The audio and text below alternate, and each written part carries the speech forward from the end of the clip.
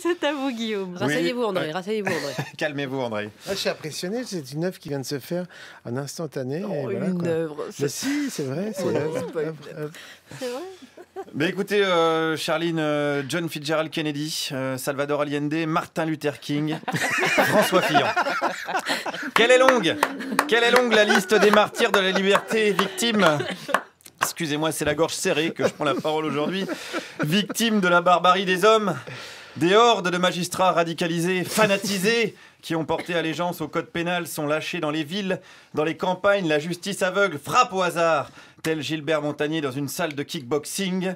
Laurent Wauquiez a même évoqué un climat proche de l'apocalypse, laissant craindre des nuages de criquets, la foudre, la mer qui va déborder. André Manoukian qui sort un recueil de chroniques. Bref, la France a peur, et je vais être honnête avec vous. Moi aussi, c'est la trouille au ventre que je suis parti ce matin dans les rues du 17e arrondissement de Paris. Je vous avoue que j'aurais préféré les ruelles de Pretoria ou les faubourgs de Mossoul. Oui, Clara, vous allez trouver que je suis un héros. Oui, j'ai du courage. Celui que vous pouvez ressentir quand vous allez au Lidl, par exemple. Mais je vous arrête tout de suite. Je vous arrête. C'est ma mission, quand l'heure est grave, de couvrir les conflits, même les plus atroces. Un conflit qui sème, sur la longue route de l'agonie, des gens désespérés. Oui, désespéré de cette espèce de cabale. Ça prend des proportions absolument dantesques. Alors il se bat comme un lion, mais je suis atterrée de ce qui se passe. À tel point que je ne veux même plus écouter les infos. Et hier encore, j'ai regardé LCI. C'est atterrant, les critiques qu'on lui fait, c'est démesuré. Vous vous rendez compte ? Même sur LCI, on assassine François Fillon sur la chaîne de Bouygues. C'est terrible, jusqu'où allons-nous aller ? Les gens de droite n'osent même plus regarder le journal de Jean-Pierre Pernaut. Que sommes-nous devenus, les amis ? Des monstres ! Assumons ensemble des monstres aveugles et sourds face à l'irréparable. De toute façon, on a l'impression qu'on veut le tuer, quoi. Y a pas de... Ah oui, vraiment, vous pensez vraiment alors du Bien entendu. Il pousserait sa femme au suicide. Il serait très content. Ah oui, c'est grave alors. Cette femme, ce qu'elle subit. Est-ce que Cahuzac, c'est pas un assassinat politique aussi quelque part ? Non, je pense pas. Ah là non. Non, parce qu'effectivement, je trouve que c'est pas tout à fait pareil. Non, c'est pas pareil, parce que Cahuzac, il a fui sa mort comme un lâche. Tandis que François, tous les jours, il présente son torse broussailleux à vos invectives funestes. Mesdames, messieurs du pouvoir médiatico-judiciaire Illuminati à la solde des frères Bogdanov et de l'industrie du crime politique. Je pense que c'est quand même vraiment un assassinat politique et j'arrive pas à croire que ce soit pas concerté, si vous voulez. Donc voilà. Et quand on lit... En plus en bande alors, du coup, en bande organisée.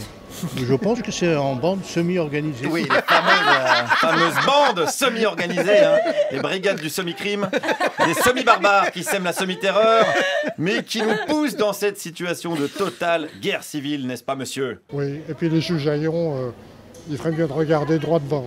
Qui ça ? Les juges Haillon, les juges. Ah, les juges Haillon. Il faudrait mieux qu'ils regardent droit devant et pas embêter les gens un peu suspects. Il faudrait pas qu'ils embêtent les gens qui sont suspects ? Évidemment, écoutez, il y a autre chose pour la France qu'embêter les gens comme ça. Bien sûr, brave monsieur. Qu'est-ce que c'est que ce pays où on embête des gens suspects ? Pendant que dans le même temps, les innocents peuvent se balader librement, sans être inquiétés par la justice ? Qu'est-ce que donc que cette patrie ? Excusez-moi, quand je m'énerve, je prends la voix du général de Gaulle. Bon, il est urgent, chers amis, de reprendre la main. Grâce à qui ? Grâce à François Fillon et à son projet qui est comment ? Un projet collectif de cohésion morale. Le réarmement moral, c'est complètement passé de mode et surtout le terme est très mal vu. Mais le réarmement moral ? Oui. Expliquez-nous ça alors, le concept. Non, ça je peux pas parce que ça semble réac, ce que je ne suis pas du tout. Parce que là, ce qu'on lui reproche, c'est justement sa morale à lui. Pourquoi la reproche-t-on ? Parce qu'elle gêne et qu'elle est exigeante. Bien sûr, tous les jours, François Fillon nous donne des preuves de sa morale exigeante. Tellement exigeante que nous, pauvres mortels, ne sommes pas en mesure d'embrasser la splendeur. Excusez-moi, quand j'en fais des caisses, je prends la voix de Malraux. Réarmons-nous moralement, mes amis. C'est mon message. Enseignons l'histoire morale à l'école, l'histoire morale de la Camorra, du gang des postiches. Il est urgent de réapprendre la morale exigeante, quitte à passer pour des réacs. Ça évitera ce genre de commentaires, de gens qui insultent la mémoire de François Fillon, tombé pour la France, car j'en ai rencontré aussi ce matin, notamment cette dame, écoutez-la cracher sur un cadavre. Mais pourquoi il devient ridicule maintenant? Alors pendant longtemps il était là, il disait pas un mot, faute d'air, s'engueulait avec personne, et puis d'un seul coup il devient ridicule. Ça va mal se terminer tout ça, les pauvres. Moi, je les plains. C'est vrai? Moi, j'aimais bien mon petit Sarko, mais enfin, il était bien polisson aussi. Oui, il était polisson, son petit Sarko.